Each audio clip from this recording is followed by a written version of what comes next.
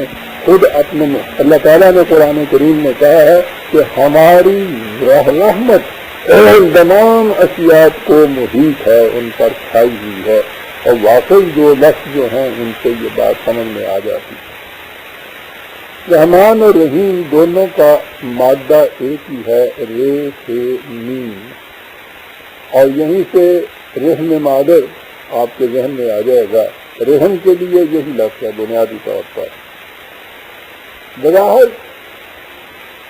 اس کا کچھ تعلق نظر نہیں آتا ربوبیت سے، لیکن میں سمجھتا ہوں کہ یہی وہ مقام یا ایسے ہی وہ مقام ہے جہاں سے یہ حقیقت سامنے آتی ہے کہ عرب اپنی زبان کے اعتبار سے کتنی بلندیوں پر پہنچے ہوئے تھے۔ حیرت ہوتی ہے کہ ایک ان پڑھ قوم، اور ان پڑھ بھی ایسی کہ زمانہ نزول قرآن کریم میں مکہ کے اندر جو اس پورے ملک کا مرکزی شہر تھا، بڑا ہی مشہور اور بڑا اہم مقام تھا، مکے کے اندر کہا جاتا ہے کہ صرف 17 آدمی ایسے تھے جو لکھنا پڑھنا جانتے تھے، اعلیٰ تعلیم تو ایک طرف رہی۔ اس قسم کی قوم میں زبان کی اس قدر وسعتیں، گہرائیاں، لطافتیں، نزاکتیں، تصورات، تخیلات سمجھ میں نہیں آتا کہ یہ باتیں انہیں کیسے مل گئی تھی۔ بہرحال آپ دیکھیے کہ ان دونوں کا تعلق کیا ہے۔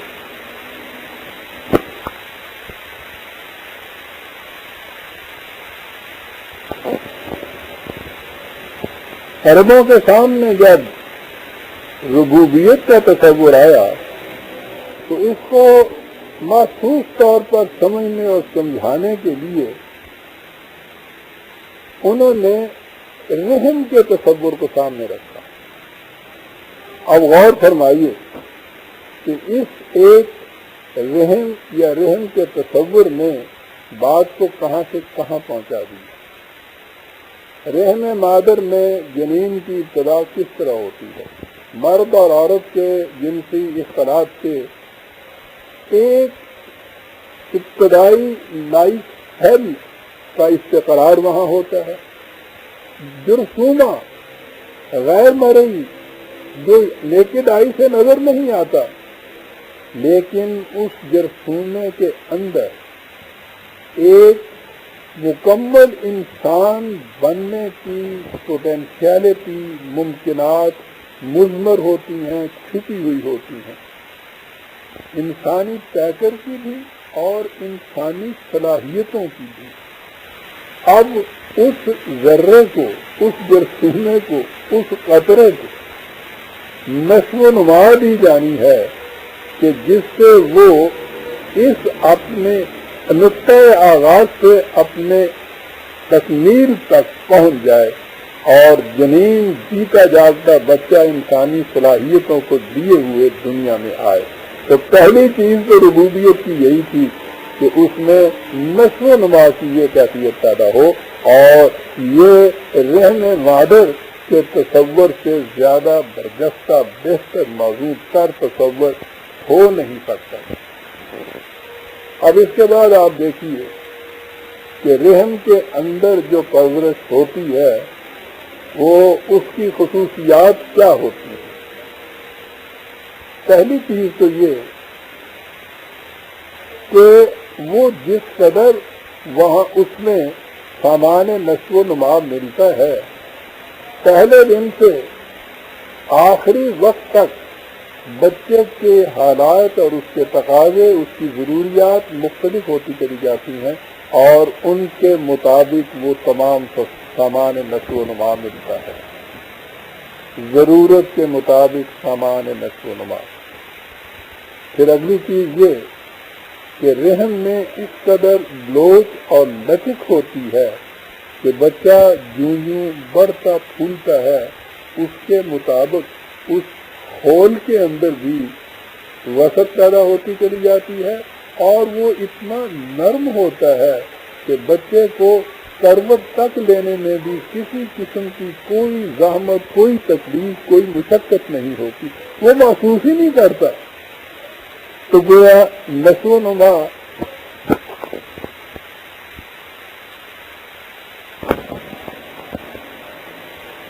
یعنی نشو و نما اس انداز سے ہوتی چلی جاتی ہے.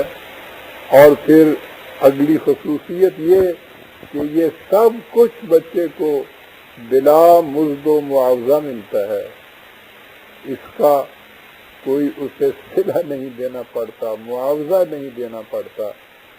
یہ بڑی خصوصیت ہوئی اس کی.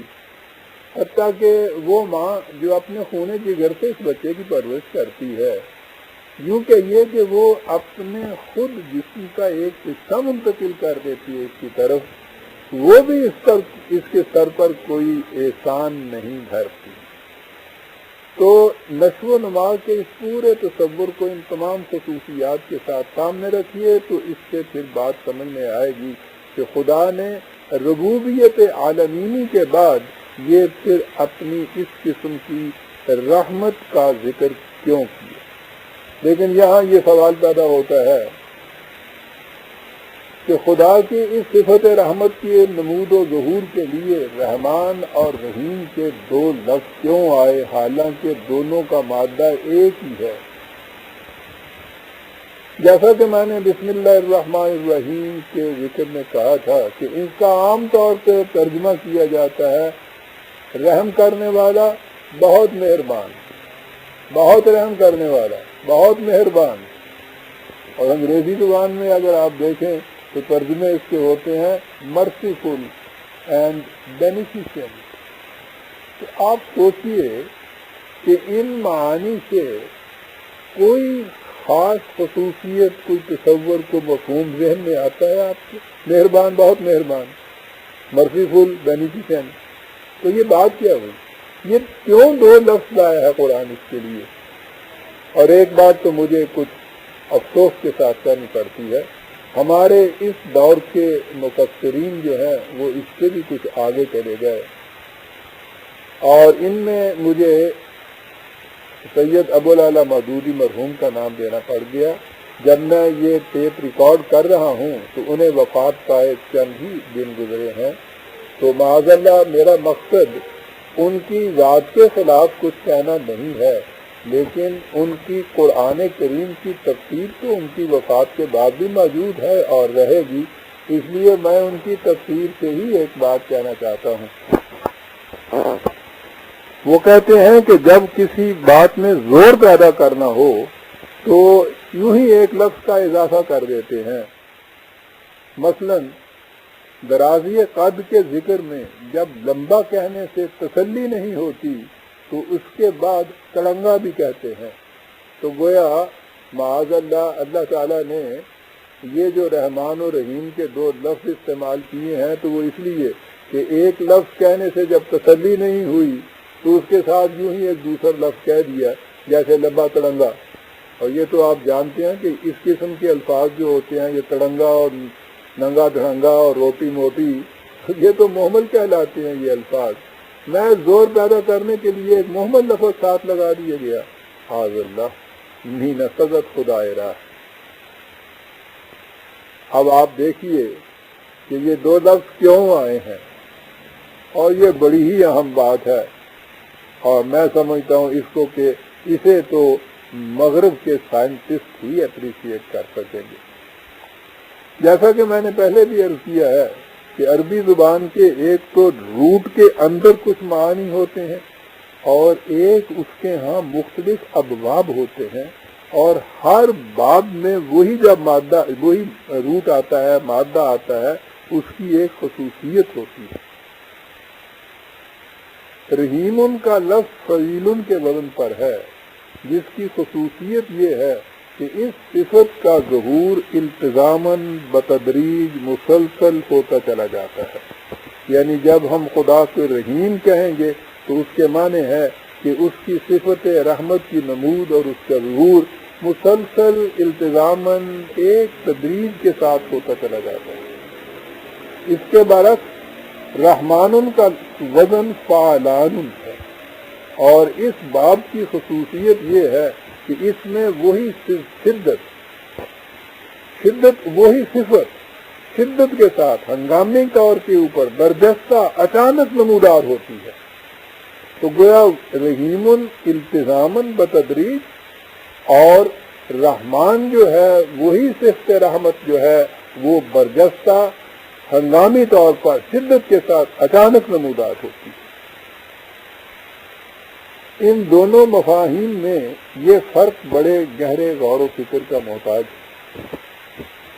جیسا کہ میں نے پہلے بھی بتایا ہے، مغرب کے سائنس کے محققین اس نتیجہ پر پہنچے ہیں کہ اشیاء کائنات میں نشو و نما ارتقائی طریق سے ہو رہی ہے، یعنی وہ اپنے نقطۂ آغاز سے بتدریج نشو و نما پاتے ہوئے آگے بڑھتی چلی آتی ہیں تاں کہ وہ منزل تکمیل تک پہنچ جاتی ہیں۔ یہ ارتقائی مراحل کڑی در کڑی مسلسل تدریجاً التزاماً طے ہوتے چلے جاتے ہیں، ان کڑیوں میں کوئی خلا یا گیپ نہیں ہوتا۔ تو یہ جو ہے سلسلہ، اس کو فعیل کے وزن پر رحیمن کا جو لفظ ہے وہ اس مفہوم کو ادا کرتا ہے۔ لیکن انہی سائنٹسٹ کا کی ایک تحقیق اب یہ بھی ہے کہ بعض اوقات ایسا بھی ہوتا ہے کہ وہ شے ایک ہی جست میں مختلف کڑیاں پھاند کر ایک نئی شکل اختیار کر دیتی ہے۔ اسے ان کی اصطلاح میں ایمرجنٹ ایوولوشن کہتے ہیں۔ اس کا ترجمہ ہمارے ہاں سجائی ارتقاء کی اصطلاح ہوتا ہے، لیکن ایمرجنٹ ایوولوشن سے آپ بات سمجھ جائیں گے۔ یہ کس طرح ہوتا ہے اس کے متعلق یہ سائنسدان کچھ نہیں بتاتا۔ چنانچہ اس نظریے کا یوں کہیے کہ امام لائٹ مارگن، اس نے اپنی کتاب ایمرجنٹ ایوولوشن میں لکھا ہے کہ اگر یہ پوچھا جائے کہ جس چیز کو تم ایمرجنٹ کہتے ہو وہ بالآخر ہے کیا، تو اس کا مختصر جواب یہ ہے کہ یہ ایک نئی قسم کا رابطہ ہوتا ہے۔ اور اگر یہ پوچھا جائے کہ یہ روابط کس اعتبار سے نئے ہوتے ہیں، تو اس کا جواب اتنا ہی ہے کہ ان کی خصوصیات کے ظہور پذیر ہونے سے پہلے ان کے متعلق کچھ نہیں کہا جا سکتا۔ اسی لیے ہم اسے ایمرجنٹ ایوولوشن سے تعبیر کرتے ہیں۔ اسی باب میں وائسکاؤنٹ سیموئل نے کہا ہے کہ علت و معلوم کی زنجیر میں بعض اوقات ایسے مستثنیات ایکسیپشنز آتے ہیں جنہیں صرف دست قدرت ہی ظہور میں لا سکتا ہے۔ اس کی کتاب ہے بلیف اینڈ ایکشن، اس میں اس نے یہ چیز کہی ہے۔ ضمناً یہ نظریہ عصر حاضر کا اکتشاف ہی نہیں، ہمارے متقدمین حکماء کے ہاں بھی اس کا ذکر ملتا ہے۔ مثلاً ابن مستوی ہمارے ہاں کا ایک سائنٹسٹ گزرا ہے اپنے دور کا، اس نے اپنی تصنیف الفوز الاصغر میں اس پر تفصیلی بات کی ہے۔ ان متقدمین کے ہاں بھی ایمرجنٹ کی روح سے پیدا ہونے والے خلا یا جست کو طفرہ کہا جاتا تھا۔ بہرحال کہنا یہ مقصود تھا کہ ایک تو ارتقاء کا سلسلہ تدریجاً مسلسل التزاماً چلا آتا ہے، اور اس میں کبھی کبھی ایسا ہوتا ہے کہ وہ التزام کی کڑیاں جو ہیں وہ ٹوٹتی ہیں، اور وہ سلسلہ جو ارتقاء کا ہے وہ جست کے ساتھ پھاند کر ہنگامی طور پر آگے کی منزل میں جا پہنچتا ہے۔ تو اب اس سے آپ دیکھیے کہ اشیاء کائنات کو ان کی نشو و نما کے لیے جو سامان رحمت ملتا ہے اس کی عمومی شکل تو یہی ہے کہ وہ التزاماً مسلسل کڑی در کڑی ملتا جاتا ہے۔ اس کے لیے قرآن کریم نے خدا کو الرحیم کہہ کر پکارا ہے، لیکن جب اس کی نمود ہنگامی طور پر فضائی ارتقاء کی شکل میں ہو تو اس کے لیے اس نے الرحمن کہا ہے۔ آپ نے غور فرمایا کہ صرف اوزان یا باب کے فرق سے بات کہاں سے کہاں جا پہنچی، اور یہ بات کس طرح سمجھ میں آ گئی کہ قرآن نے ایک ہی مادہ کے دو الفاظ کیوں استعمال کیے ہیں۔ جہاں تک تخلیق انسانی کا تعلق ہے قرآن کریم کی ایک ہی آیت میں ان دونوں صفات کی نمود بڑے بصیرت افروز اور حقیقت کشا انداز میں کی گئی. سورہ مومنون میں 23ویں سورت ہے. یہ کہا گیا ہے کہ تخلیق انسانی کی ابتدا جامد مادہ سے ہوئی، پھر رحم مادر میں حمل قرار پایا تو نطفہ تولید نے نشو و نما پانا شروع کیا. پہلے اس نے جونک کی سی شکل اختیار کی، پھر وہ گوشت کا لوتھڑا سا بن گیا، پھر اس میں ہڈیوں کا ڈھانچہ ابھرا، پھر ان ہڈیوں پر گوشت کی تہ چڑھا دی گئی، یہاں تک طریقے تولید و نشو و نما عام حیوانوں اور انسانوں کے جنین کی صورت میں یکساں ہوتا ہے اور بتدریج عمل میں آتا ہے. یہ خدا کی صفت رحیمیت کی روح سے ہوتا ہے. اس کے بعد انسان اور حیوان میں ایک ایسا بنیادی فرق پیدا ہوتا ہے جو سابقہ کڑیوں کے ارتقاء کا طبعی نتیجہ فزیکل ریزلٹ نہیں ہوتا، وہاں یک لخت ایک تبدیلی ظہور میں آتی ہے. اس کے متعلق قرآن نے کہا ہے کہ ثم انشأناہ خلقا آخر 23/12-14. پھر خدا نے اسے ایک نئی قسم کی مخلوق بنا دیا. یہ جو التزاماً بتدریج جو ارتقاء کا سلسلہ تھا، یہ اس کا نتیجہ نہیں تھا، یہ سجائی ارتقاء کا نتیجہ تھا. اس خلق جدید کی روح سے انسان کو اس کی ذات عطا کر دی جاتی ہے جس کی بنیادی خصوصیت اختیار و ارادہ ہے اور جس کی نشو و نما سے یہ مزید ارتقائی منازل طے کرنے کے قابل ہو جاتی ہے. اس سجائی ارتقاء کے لیے الرحمن کا لفظ آیا ہے. رحیم کا لفظ وہ بتدریج جو نشو و نما ہوتی تھی اس کے لیے آیا. اس کے بعد آگے چلیے یہیں سے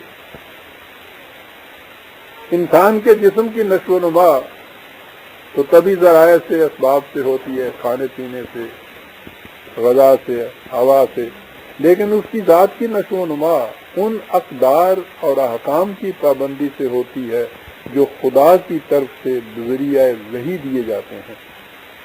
جب خدا نے اپنے متعلق کہا تھا کہ کتب ربکم علی نفسہ الرحمہ 6/54، خدا نے سامان نشو و نما یعنی رحمت کا عطا کرنا اپنے اوپر فرض قرار دے رکھا ہے، تو اس رحمت میں انسان کی طبی زندگی کی نشو و نما کے سامان کے علاوہ اس کی ذات کی نشو و نما بھی شامل تھی. یہاں ہمارے سامنے ایک اور گوشہ آتا ہے جو اس کی صفت رحمانیت کا خصوصی مظہر ہے. انسان کے متعلق ایک تو ظاہر ہے، اور جیسا قرآن کریم نے بھی کہا ہے کہ علم الانسان ما لم یعلم، انسان کے اندر علم حاصل کرنے کی صلاحیت موجود ہے. یہ علم مختلف طریقوں سے حاصل ہوتا ہے، مشاہدات، تجربات، مطالعہ، تعلیم، درس و تدریس وغیرہ. ان طریقوں سے علم بتدریج حاصل کیا جاتا ہے. بچہ ABC سے ایم اے تک پہنچتا ہے اور جو انسان بھی چاہے اسے حاصل کر سکتا ہے. بالفاظ دیگر یوں کہیے کہ اس گوشے میں خدا کی صفت رحیمیت کار فرما ہوتی ہے، لیکن علم کی ایک اور قسم بھی ہے جو مندرجہ بالا طریقوں میں سے کسی طریق سے حاصل نہیں ہو سکتا، نہ ہی اس میں انسان کی اپنی کوشش یا کسب و ہنر کا کوئی دخل ہوتا ہے. یہ خدا کی طرف سے اس کے برگزیدہ انسانوں کو براہ راست ملتا تھا. اسے وحی کی اصطلاح سے تعبیر کیا جاتا ہے. یہ وہ علم ہے جس کے لیے کہا گیا کہ واللہ یختص برحمتہ من یشاء، اللہ اپنی مشیت کے پروگرام کے مطابق جسے چاہتا ہے اس رحمت کے لیے مختص کر لیتا ہے.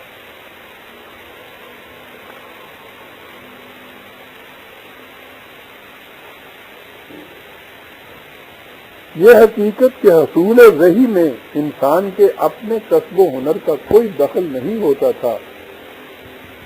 اس حقیقت سے واضح ہے کہ جس برگزیدہ ہستی کو اس کے لیے منتخب اور مختص کیا جاتا تھا، اسے وحی ملنے سے ذرا بھی پہلے اس بات کا علم و احساس تک نہیں ہوتا تھا کہ اسے یہ علم عطا ہونے والا ہے۔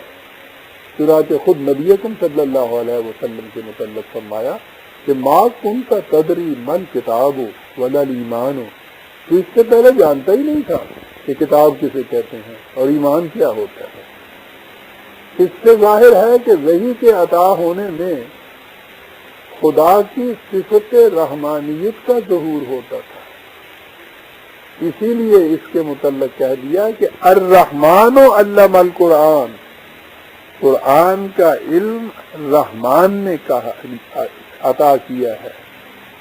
یہ اس کی صفت رحیمیت کی بنا پہ بتدریج حاصل نہیں کیا جا سکتا، بلکہ اس میں وہ چیز جسے امرجنٹ کہہ کے اس نے پکارا ہے، برجستہ طور کے اوپر یک لخت کسی کو عطا ہوتا ہے، اور یہاں خدا کی صفت رحمانیت کا ظہور ہوتا ہے۔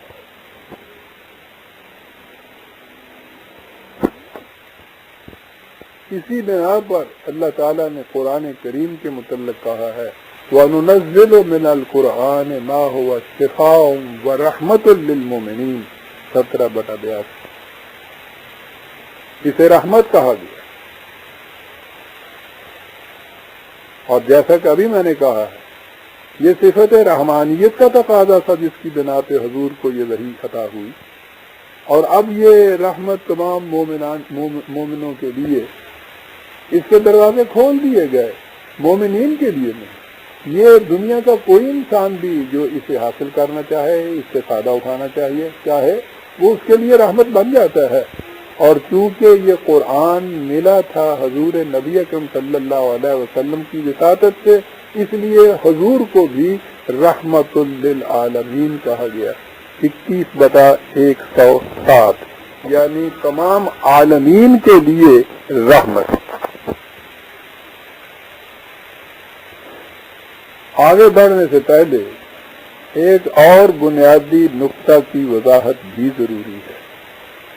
خدا کی صفت رحیمیت کے اندر رحم کا مفہوم بھی شامل ہے، لیکن قرآن کے رحم کے قرآنی مفہوم اور دنیا میں رائج مفہوم میں بنیادی فرق ہے۔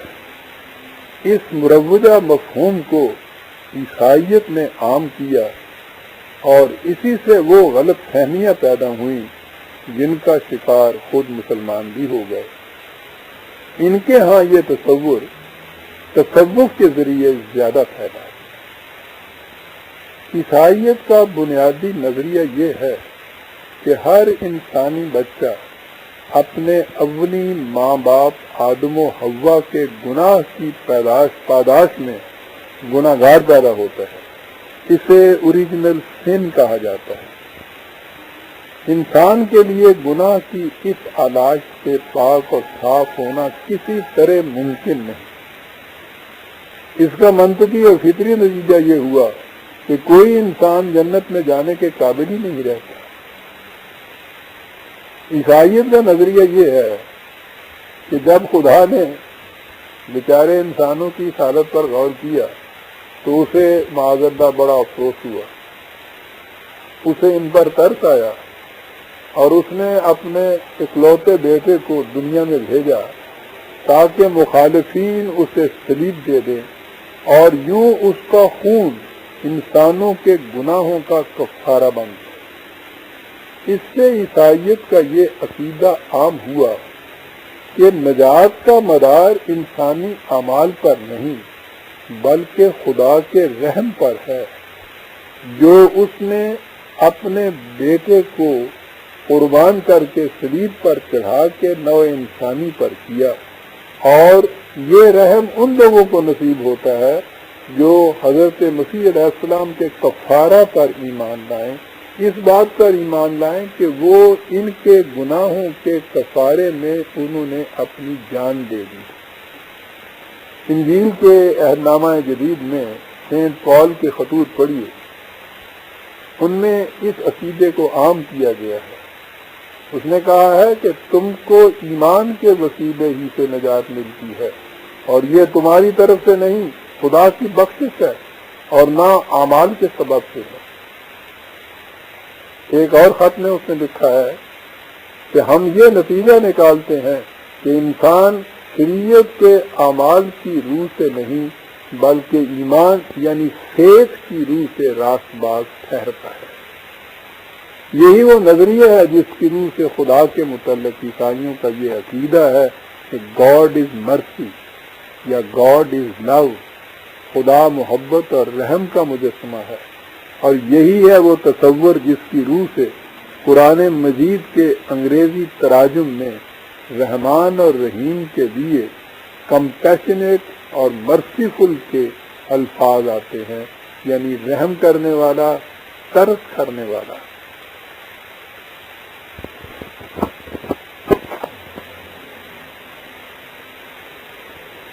عیسائیت کے اس نظریے کے خلاف قرآن کریم کی تعلیم کی ساری عمارت قانون مکافات عمل کی بنیاد پر استوار ہے۔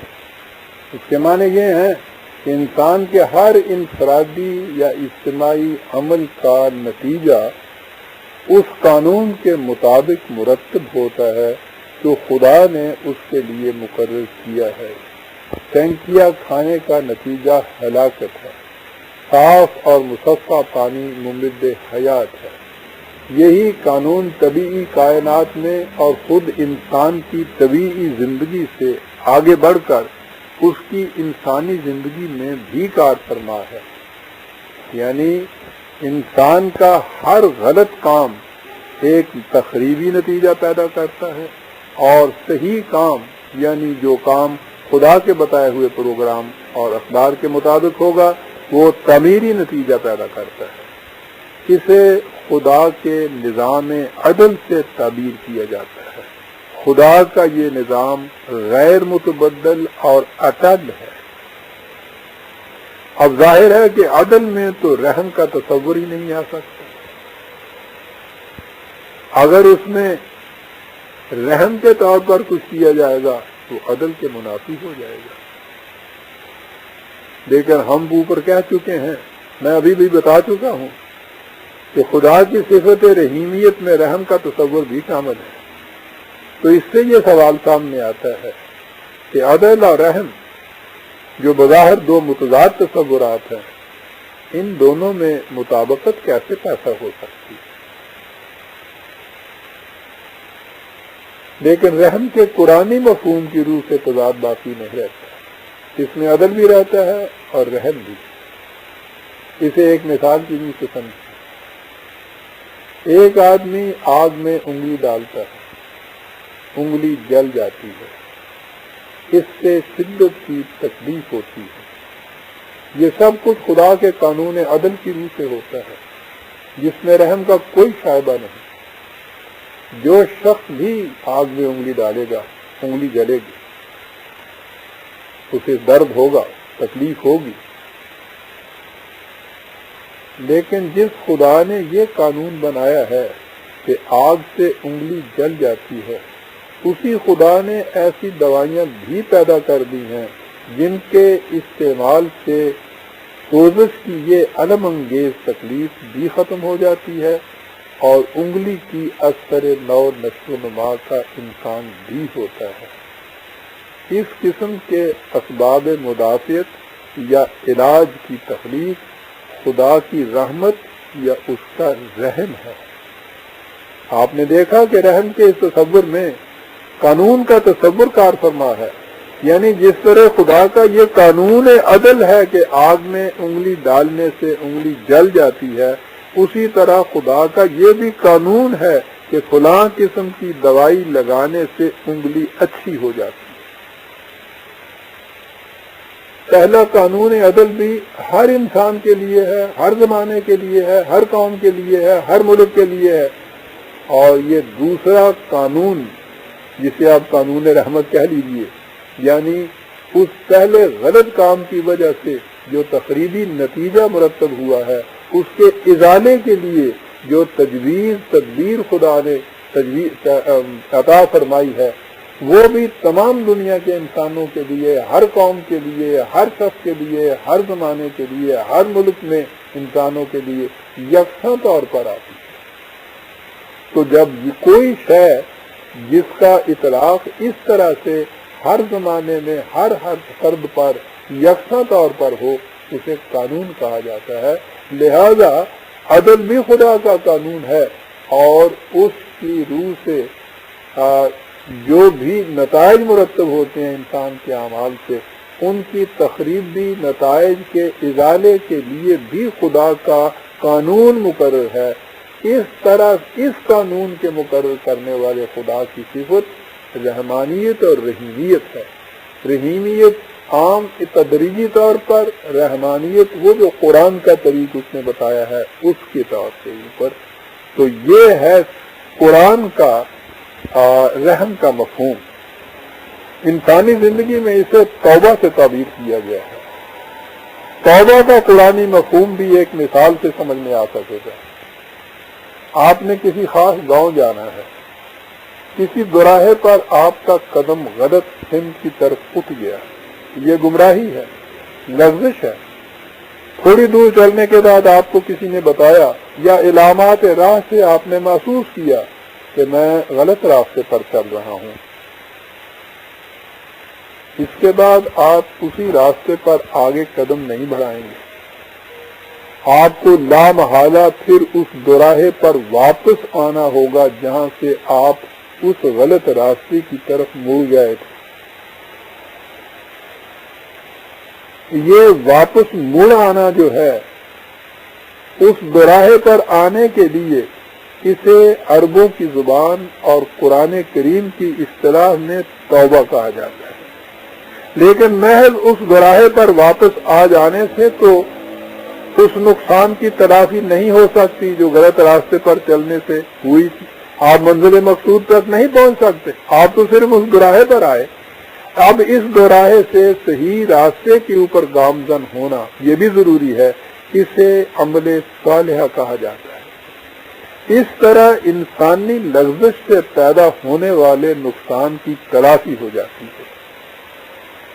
انسانی زندگی میں اس طرح کی تلافی مافات اور باز آفرینی کے لیے خدا کے قوانین مقرر ہیں۔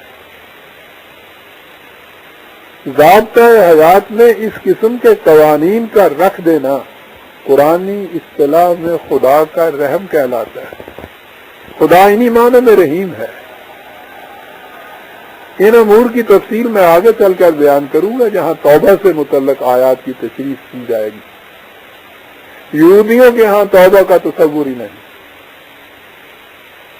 ان کے ہاں جو لغزش ہو گئی وہ ناقابل تلافی۔ اسی طرح عیسائیت میں بھی اعمال کے ذریعے گناہ کی علائش کو الگ کر دینے کا امکان نہیں، وہ صرف مسیح کے کفارے پر ایمان لانے سے ہو سکتا ہے۔ ہندو دھرم کی روح سے انسان اپنے سابقہ جنم کے کرموں یعنی اعمال کے نتیجے میں جس جون میں آ گیا، چوہا، کتا، سور، شودر وغیرہ، موجودہ جنم میں اس کا بدل لینا ناممکن ہے۔ یعنی ان اہل مذاہب کے ہاں قرآنی مفہوم کے مطابق خدا کی رحمت یا باز آفرینی کے امکان سے انکار کیا جاتا ہے، اسے قرآن کفر سے تعبیر کیا کہتا ہے۔ اسی لیے وہ کہتا ہے کہ اِنَّهُ لَا يَأْسُ مِن رَوْحِ اللَّهِ إِلَّا الْقَوْمُ الْكَافِرِينَ۔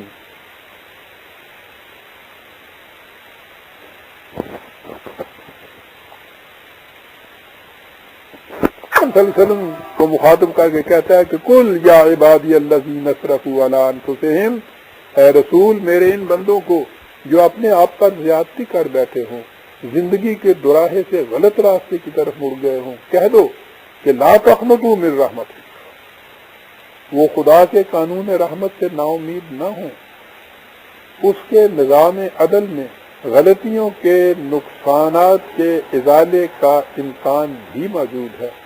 تم میں جب بھی یہ احساس پیدا ہو کہ تمہارا قدم غیر خداوندی راستے کی طرف اٹھ گیا ہے تو انیبو الی ربکم، تم اپنے نشو و نما دینے والے کے قوانین کی طرف رجوع کرو، واسلموا لہ، اس کے قوانین کے سامنے سر تسلیم خم کرو، اس سے تم اپنی لغزش سے پیدا ہونے والے نقصانات سے بچ جاؤ گے، لیکن یہ اسی صورت میں ممکن ہے کہ تم اس سے پہلے کہ اس لغزش کے تخریبی نتائج تمہارے سامنے آئیں قوانین خداوندی کی طرف رجوع کر لو، اگر اس نے تاخیر کر دی تو پھر ان کا ازالہ ممکن نہیں ہوگا۔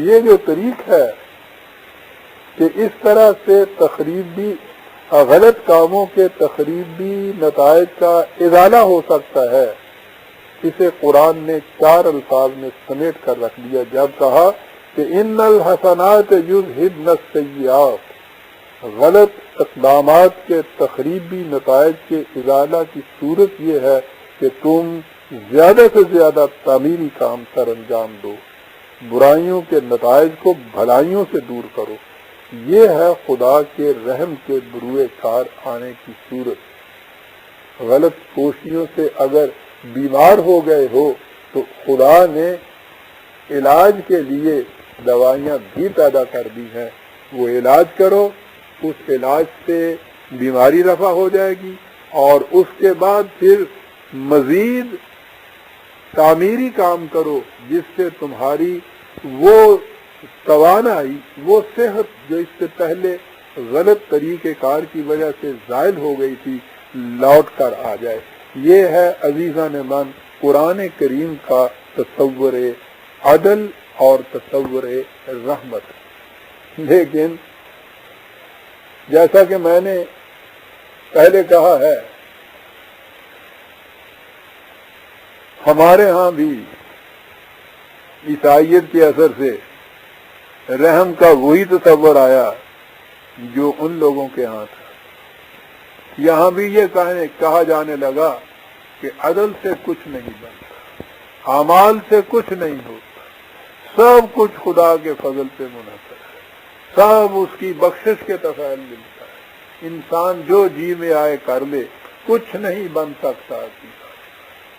اس قسم کے پھر آپ کے ہاں وہ قبائلوں کے ہاں آپ نے یہ سنے ہوں گے اس قسم کی چیزیں کہ اوتھے کی پرواہ ہے راقب، اوتھے بے پرواہیاں، پھڑ لے عملہ والیاں نو، چھڑ دے اوگن ہار نو۔ یہ اندازہ لگائیے خدا کے نظام عدل اور اس کا وہ تصور جو قرآن کا رحم کا تھا، اس کو کس قدر غلط معنی پہنائے گئے ہیں۔ یہاں اجازت دیجیے کہ میں تصوف کی یہ کہانی آپ کو سناؤں۔ آپ کو شاید یاد ہے کہ میں نے تو اپنی آدھی عمر انہی وادیوں میں گزرتے ہوئے گزاری ہے۔ یہ سب چیزیں ہمیں پڑھائی جاتی تھی۔ کہا یہ جاتا تھا کہ ایک بزرگ تھے، وہ اللہ کے مقرب بننا چاہتے تھے۔ انہوں نے 12 برس تک ایک جنگل میں ایک پتھر کے اوپر بیٹھ کر خدا کی عبادت کی۔ 12 سال کے بعد آواز آئی کہ تمہاری عبادت قبول ہو گئی ہے، مانگ کیا مانگتا ہے۔ اس کی سمجھ میں نہ آئے کہ میں کیا مانگتا ہے۔ 12 برس کی محنت، خدا کہتا ہے جو مانگو کہ ملے گا۔ ایک بزرگ صورت سامنے تشریف لائے، انہوں نے کہا کہ تو کس کشمکش میں گرفتار ہے؟ ہم نے باتیں سن لی ہیں جو تم سے ہوئی، کشمکش کاہے کی؟ بات آسان ہے، تم نے 12 سال تک خدا کی عبادت کی، اس سے کہو کہ میں عدل مانگتا ہوں۔ اس نے کہا کہ بات ٹھیک ہے، اس کا معاوضہ تو بہت بڑا ہوگا۔ اس نے کہا کہ میں عدل مانگتا ہوں۔ اللہ کی طرف سے آواز آئی کہ بہت اچھا، ہم عدل دیتے ہیں تجھے۔ تم 12 برس تک اس پتھر کے اوپر بیٹھے رہے ہو، اب 12 برس یہ پتھر تمہارے سر پر بیٹھے گا۔ یہ ہے عدل۔ اسے سن کر آپ ہنسیے نہیں عزیزان من، آپ دیکھیے کہ عدل کی کیسی ڈیفینیشن پورے طور پر اس پر فٹ بیٹھتی ہے۔ ٹھیک ہے نا؟ وہ تو راضی برضا رہنے والے بزرگ تھے، انہوں نے اس پتھر کو اٹھایا اور اپنے سر پر رکھ دیا اور 12 برس پھر اس کے نیچے اسی طرح سے عبادت کرتے رہے.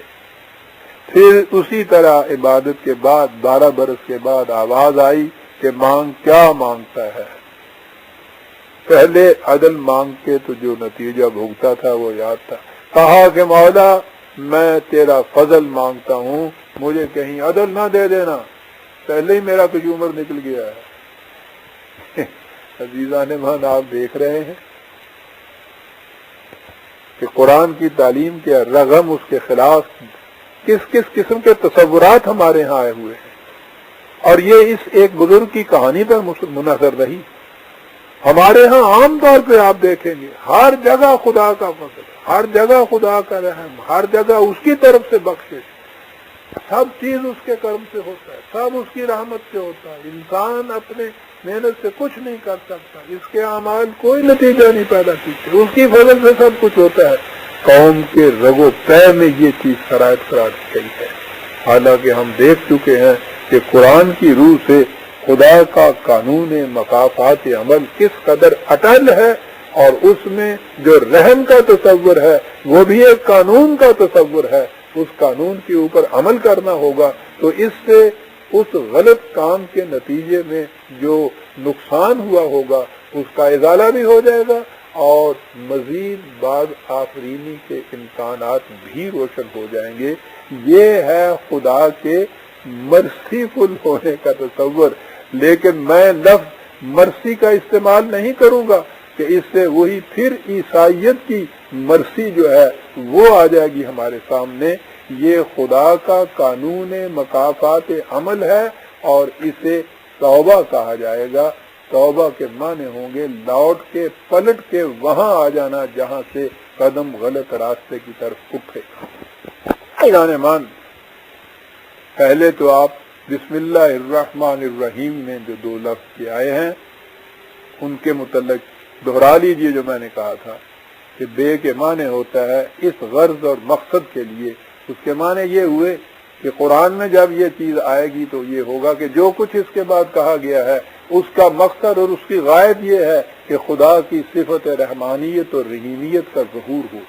اور جب ایک عبد مومن، ایک مسلمان کوئی کام بھی جو شروع کرنے والا ہے اس کے پہلے کہتا ہے کہ بسم اللہ الرحمن الرحیم، تو وہ اعلان یہ کرتا ہے کہ جو کچھ میں کرنے والا ہوں اس سے میرا کوئی اپنا ذاتی مقصد نہیں، تخریبی مقصد نہیں. اس کا مقصد یہ ہے کہ خدا کی صفت رحمانیت اور رحیمیت کا ظہور ہو جائے. اور اس کے بعد آ جائیے سورہ فاتحہ کی طرف کہ الحمدللہ رب العالمین الرحمن الرحیم. سزاوار حمدیت پوری کی پوری مکمل شکل کے اندر حمدیت جو ہے وہ اس ذات کے لیے ہے جو ہر طرح کے اقتدار کا مالک ہے، اور اس کا اقتدار تقریب کے لیے نہیں ہے، ربوبیت کے لیے ہے.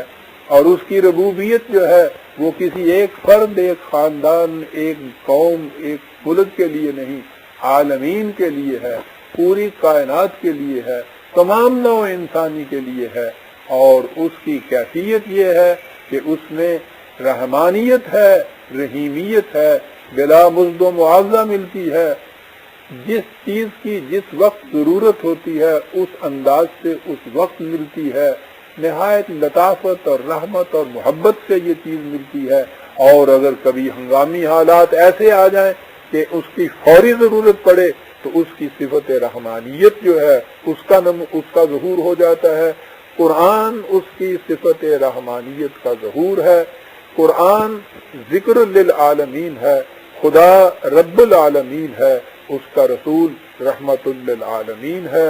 اور خدا نے یہ کہا ہے کہ میری رحمت تمام کائنات کو محیط ہے، اور اسی کے اندر نوع انسان بھی آ جاتی ہے، بشرطے کہ نوع انسانی خدا کی اس رحمت کو، کہ رحمت کے پروگرام کو جو قرآن کریم کے اندر ہے اسے اپنا لے. اور یہ بات کہ یہ خدا کا قانون عدل ہے، خدا کا قانون مکافات ہے جو اٹل ہے، اس کے لیے اگلے لفظ ہمارے سامنے آتے ہیں جو کہا کہ مالک یوم الدین.